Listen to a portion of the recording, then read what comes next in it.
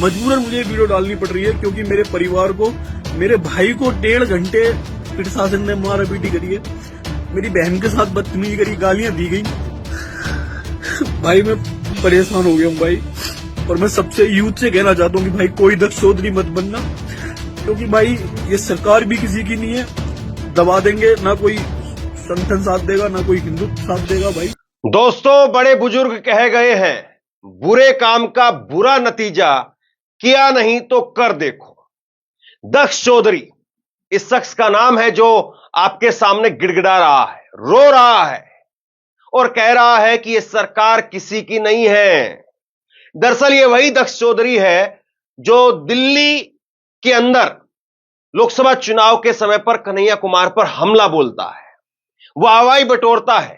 ये वही दक्ष चौधरी है जिसको लेकर के मनोज तिवारी कहते हैं कि वो महात्मा है, क्योंकि चुनाव में वोट चाहिए थे। चुनाव में दक्ष चौधरी के हमला बोलने की वजह से मनोज तिवारी को फायदा हुआ, और ये वही दक्ष चौधरी है जो अयोध्या में बीजेपी की हार के बाद अयोध्या के हिंदुओं को गाली देने का काम कर रहा था। तब किसी ने इस पर कुछ नहीं किया, सब वाहवाही कर रहे थे, तालियां पीट रहे थे कि वाह बढ़िया किया, वाह बढ़िया किया। लेकिन आज दक्ष चौधरी पर जरा सी चूड़ी टाइट की गई तो बिलबिलाने लगा, गिड़गिड़ाने लगा, बिलखने लगा, रोने लगा और हाथ जोड़ करके कह रहा है कि कोई दक्ष चौधरी मत बनना, यह सरकार किसी की नहीं है, कोई साथ नहीं देता है, कोई हिंदू संगठन साथ नहीं आता है। ये दक्ष चौधरी गिड़गिड़ाने लगा, भयंकर तरीके से रोने लगा। क्या हुआ है इस दक्ष चौधरी के साथ और क्यों ये इतना रो रहा है, बिलख रहा है, गिड़गिड़ा रहा है, आपको बताता हूं। लेकिन जरा छोटा सा एक क्लिप का एक हिस्सा देखिए जो कल इसने खुद से अपलोड किया है। मजबूरन मुझे ये वीडियो डालनी पड़ रही है क्योंकि मेरे परिवार को, मेरे भाई को 1.5 घंटे प्रशासन ने मारा पीटी करी है, मेरी बहन के साथ बदतमीजी करी, गालियां दी गई। भाई मैं परेशान हो गया हूँ भाई, और मैं सबसे यूथ से कहना चाहता हूँ कि भाई कोई दक्ष चौधरी मत बनना, क्योंकि भाई ये सरकार भी किसी की नहीं है, दबा देंगे, ना कोई संगठन साथ देगा ना कोई हिंदुत्व साथ देगा। भाई क्योंकि आज स्वतंत्र जेल के अंदर है, मैं पिछले 1 हफ्ते से भागता फिर रहा हूँ, छिपता फिर रहा हूँ, और अब मजबूरन मैं अपनी अरेस्टिंग देने के लिए तैयार हूँ दिल्ली पुलिस को। पर मेरे परिवार के साथ जो कर रहे हो वो बंद कर दो से करना, क्योंकि सादरा जो स्टाफ है वहां का, उसने मेरे परिवार, मेरे भाई के साथ बहुत मारपीट करी है, छोटे भाई के साथ, मेरी बहन के साथ बदतमीजी की है। तो मैं अपनी अरेस्टिंग देने के लिए तैयार हूँ, और मैं कुछ नहीं कहूंगा, बस ये कहना चाहता हूँ कि भाई मत बनना दक्ष चौधरी, क्योंकि सिर्फ मुकदमे लगाए जाएंगे, झूठे मुकदमे लगाए जाएंगे, जिंदगी बर्बाद कर दी जाएगी, दोबारा उठने नहीं दिया जाएगा तुम्हें। भाई मेरा यही यूथ के लिए मेरा यही मैसेज है। दक्ष चौधरी यहां पर रो रहा है, गिड़गिड़ा रहा है और कह रहा है कि मेरे भाई को 1.5 घंटे प्रशासन ने पीटा, मेरी बहन से बदतमीजी की, यह सरकार भी किसी की नहीं है, हमें दबा देंगे, कोई हिंदू साथ नहीं देगा। अब मजबूरन मैं दिल्ली पुलिस को अपनी अरेस्टिंग देने को तैयार हूं।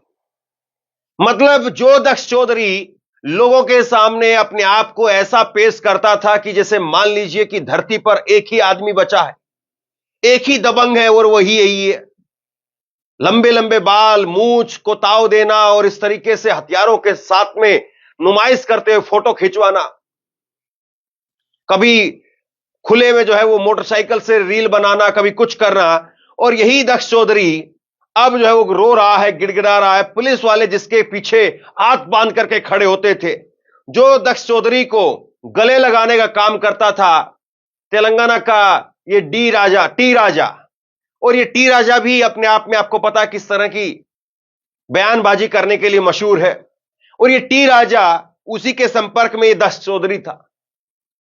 और अब दक्ष चौधरी रो रहा है, बिलख रहा है। टी राजा जैसे लोगों को शायद फर्क भी नहीं पड़ता होगा। यही सच्चाई है कि आप लोगों को धर्म का नशा करवा करके, धर्म की अफीम चटा करके, और आप लोगों को न जाने कौन से राह पर धकेल रहे हैं। और जब कानून का डंडा चलेगा, और अभी तो सरकार बदली नहीं है, अभी तो सरकार 240 पर आई है, सिर्फ अभी तो मोदी सिर्फ 240 पर आए हैं, और जिस दिन बदली जाएगी सरकार, उस दिन सोचिए इन जैसे लोगों का क्या होगा। और इस सरकार बदलने की बात मैं इसलिए कह रहा हूं क्योंकि सरकार को लगता है कि हमको तो इनसे फायदा है। जितना ये हिंदुओं के बारे में बात करेंगे, जितना अयोध्या में हार के बाद हिंदुओं पर गाली भी दी जाती है, वो वीडियो भी है बाकायदा, लेकिन इतनी गालियां हैं, मैं दिखाऊंगा क्या। गाड़ी के अंदर बैठ करके ये और इसका एक और दोस्त हिंदुओं को गाली दे रहे हैं। क्यों? क्योंकि उन्होंने बीजेपी को वोट नहीं दिया, बस इस बात के लिए। तो जब तक ये बीजेपी को काम आते रहे, इनकी वाहवाही होती रही। आप देखिए, बयान मनोज तिवारी का है। दक्ष चौधरी एक गोरक्षक है, वैसे वो हमारे क्षेत्र का हीरो है। आज भी जब मैं कहीं बैठता हूं तो दक्ष आते हैं तो एक महात्मा की तरह से लगते हैं। यह मनोज तिवारी का स्टेटमेंट है। मनोज तिवारी ने एक पॉडकास्ट के अंदर इस बात को कहा था कि महात्मा की तरीके से लगता है, जहां पर भी मैं आता हूं तो वहां पर भीड़ लग जाती है। दक्ष चौधरी हमारा हीरो है। और आज हीरो गिड़गिड़ा रहा है, आज हीरो बिलख रहा है, रो रहा है। और यही हीरो कह रहा था, मैंने कन्हैया कुमार का इलाज कर दिया है। दक्ष चौधरी जो इस बात को कह रहा था, आज देखिए उसका कैसा इलाज हुआ है। और यह तो सिर्फ 240 का करंट है। 240 का करंट लगा है जब दक्ष चौधरी जैसे लोग इतने बिल खिलाने लगे हैं। 240 के करंट में ही इनकी इतनी हालत हो गई है। सोचिए, जिस दिन यह सरकार 140 पर गई और जिस दिन विपक्ष की सरकार 440 पर आई, उस दिन इनको कितना तगड़ा झटका लगेगा। उस दिन ये कितना बिलखेंगे और कितना रोएंगे, कितना बौखलाएंगे। सोचिए जरा इस बात को। आज 240 पर ये इनकी हालत हो गई है। मजबूरन मुझे ये वीडियो डालनी पड़ रही है क्योंकि मेरे परिवार को, मेरे भाई को 1.5 घंटे प्रशासन ने मारा पीटी करी है। मेरी बहन के साथ बदतमीजी करी, गालियां दी गई। भाई मैं परेशान हो गया हूं भाई। और मैं सबसे यूथ से कहना चाहता हूं कि भाई कोई दक्ष चौधरी मत बनना, क्योंकि भाई ये सरकार भी किसी की नहीं है। दबा देंगे, ना कोई संगठन साथ देगा, ना कोई हिंदुत्व साथ देगा भाई। क्योंकि आज स्वतंत्र जेल के अंदर है, मैं पिछले 1 हफ्ते से भागता फिर रहा हूँ, छिपता फिर रहा हूँ। और अब मजबूरन मैं अपनी अरेस्टिंग देने के लिए तैयार हूँ दिल्ली पुलिस को। पर मेरे परिवार के साथ जो कर रहे हो वो बंद कर दो से करना, क्योंकि सादरा जो स्टाफ है वहां का, उसने मेरे परिवार, मेरे भाई के साथ बहुत मारपीट करी है, छोटे भाई के साथ, मेरी बहन के साथ बदतमीजी की है। तो मैं अपनी अरेस्टिंग देने के लिए तैयार हूँ। और मैं कुछ नहीं कहूंगा, बस ये कहना चाहता हूँ कि भाई मत बनना दक्ष चौधरी, क्योंकि सिर्फ मुकदमे लगाए जाएंगे, झूठे मुकदमे लगाए जाएंगे, जिंदगी बर्बाद कर दी जाएगी, दोबारा उठने नहीं दिया जाएगा तुम्हें भाई। मेरा यही यूथ के लिए मेरा यही मैसेज है भाई, मत बनना भाई। धर्म के लिए लड़ना और राष्ट्र के लिए लड़ना भाई बहुत मुश्किल है, क्योंकि कोई साथ नहीं देता। ना आज कोई हिंदू संगठन आगे आ रहा है। और जिस शोएब जमाई ने मुकदमा लिखवाया है ना, वो ओबीसी पार्टी का मौलाना है। उस मौलाना ने कभी आवाज उठाई जो बांग्लादेश के हिंदुओं के साथ वहां पे बर्बरता हो रही थी, जो बलात्कार हो रहे थे वहां की हिंदुओं की बहन बेटियों के साथ, उसने आवाज उठाई एक बार? या किसी भी देश के मुसलमान ने उनके लिए आवाज उठाई? नहीं उठाई। और जिस मौलाना ने, जिस शोएब जमाई ने मेरे और स्वतंत्र के नाम पे एफआईआर कराई है शास्त्री पार्क थाने में, उस थाने में उसने झूठी एफआईआर कराई है कि जिनके साथ हमने मारा पीटी करी, सिर्फ खदेड़ने का काम करा, मारा पीटी भी नहीं करी थी, सिर्फ हमने ये कहा था कि भाई अपने बांग्लादेश भागो। उसने उन वहां पे झुटला दिया और वहां के लोकल मुसलमान उठा के खड़े कर दिए कि ये बंगाल के मुसलमान हैं। तो मैं ये पूछना चाहता हूँ शोएब जमाई से भी कि जो वहां पे मुसलमान, जो बंगाल के मुसलमान जो वहां हिंदुओं का नरसंहार करते हैं, वहां पे हिंदुओं की बहन, हिंदू दलित बहन भी उठाते रेप करते हैं, क्या वो मुसलमान बंगाल के नहीं है? क्या वो देश के मुसलमान नहीं है? उनके खिलाफ आवाज क्यों नहीं उठाता? ना आज कोई पक्ष आवाज उठा रहा है और ना कोई विपक्ष, आज कोई नेता आगे काम अगर सरकार ने पहले किया होता, प्रशासन ने पहले किया होता, कि जिस तरीके से बांग्लादेश के दक्ष चौधरी अब फंस गया है और लंबा अब जाएगा दक्ष चौधरी। दिल्ली प्रदेश के एएमआईएम के अध्यक्ष शोएब जमाई, उन्होंने एफआईआर कराई थी। उन्होंने कहा कि 8 अगस्त को दक्ष चौधरी और उनके साथियों ने शास्त्री पार्क में कुछ लोगों को झूठा बांग्लादेशी मुस्लिम बताकर के उनके साथ में मारपीट और बदसलूकी की। उसके खिलाफ मजलिस की तरफ से मुकदमा कराया गया था। अब दिल्ली पुलिस ने कड़ी कार्रवाई करके उसके 2 साथियों को हिरासत में ले लिया है। दक्ष चौधरी ने भी अपनी वीडियो बनाकर सोशल मीडिया पर गिरफ्तारी देने की बात कही है। ऐसे लोगों का कानून इलाज करेगा और उन्हें उनकी सही जगह दिखाएगा। दिल्ली में कहीं भी लोगों के साथ में नाइंसाफी होगी, मजलिस दिल्ली उनके साथ में खड़ी है। मैं दिल्ली पुलिस का आभार व्यक्त करता हूं इस कार्रवाई पर। यह सोहेब जम्मई का बयान आया है इस वीडियो के वायरल होने के बाद। लेकिन जरा देखिए, ये पहला इसका प्रकरण नहीं है जिसको लेकर के इसने बांग्लादेशियों को पीट दिया इसलिए इस पर कार्रवाई हो गई। इस पर कार्रवाई तो बहुत पहले हो जानी चाहिए थी, लेकिन तब ये एजेंडा सेट कर रहा था। एक खबर मैं आपको पुरानी खबर दिखाता हूं, आप ये खबर देखिए। गाजियाबाद में माहौल बिगाड़ने की साजिश। गाजियाबाद की मस्जिद में जूते पहन करके घुसे लड़के, और इन लड़कों में आपको दक्ष चौधरी की फोटो नजर आ रही है।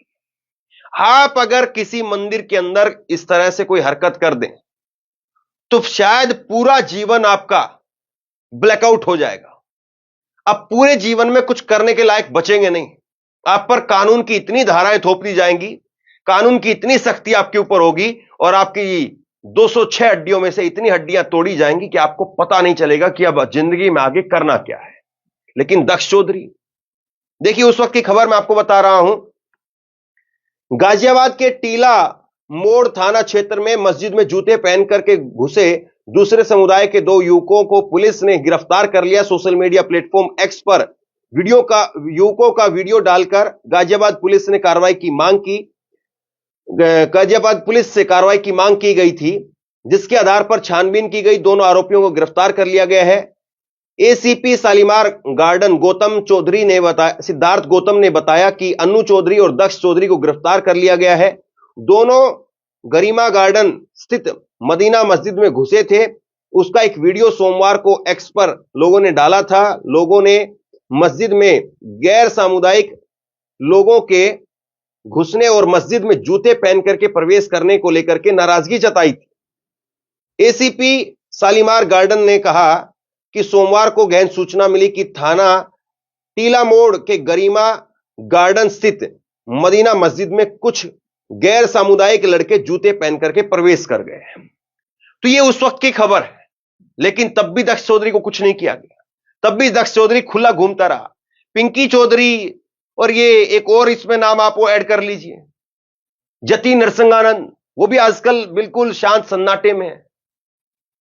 तो इन लोगों को पता चल रहा है कि अब 240 का करंट क्या है, 240 की पावर क्या है, सब पता चल रहा है। और यही लोगों की शक्ति है, यही लोगों का जनादेश है कि अब लोग इस प्रकार की हरकतों को बर्दाश्त नहीं करेंगे। लोगों ने यही जनादेश दिया है कि इस देश में नफरत नहीं चलेगी। आप नफरत फैलाएंगे तो आपके ऊपर कार्रवाई हो। लोगों का जनादेश यही है। और अगर आप जनादेश का सम्मान नहीं करेंगे तो फिर आपको पता है कि जनादेश क्या करेगा। 240 से फिर आपको 140 पर भी ला देगा।